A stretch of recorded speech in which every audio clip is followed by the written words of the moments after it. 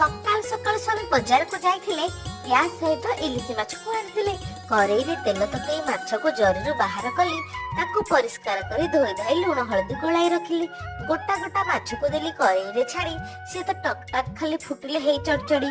ଅତି ସାବଧାନତାର ସହିତ ମାଛକୁ ଓଲଟାଇ ରଖିଲି। ଆଳୁକୁ ଲମ୍ବା ଲମ୍ବା କାଟି ତେଲରେ ଛାଣିଦେଲି।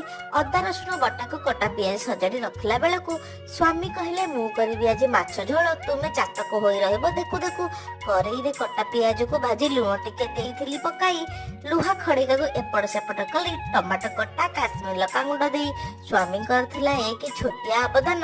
ଗୁଣ୍ଡ ମସଲା ଗୁଡ଼ିକୁ ପକାଇ ମତେ ରୋଷେଇ ଘରେ ଜଗେଇ ସେ ହେଇଯାଇଥିଲେ ଅନ୍ତର୍ଧାନ। ମସଲା କଷି ପାଣି ଦେଇ ମାଛ ଖଣ୍ଡକୁ ଝୋଳରେ ଛାଡ଼ିଦେଲି। ଉଷୁନାକୁ ମାଛ ଝୋଳ ଗରମ ଗରମ ବାଢ଼ିଦେଲି। ଭୋକକୁ ପାରିଲିନି ଅଟକି। ଇଲିଶି ମୁଣ୍ଡକୁ ଧରି ଖାଇଲି ପୁରା ହାଙ୍କିକି।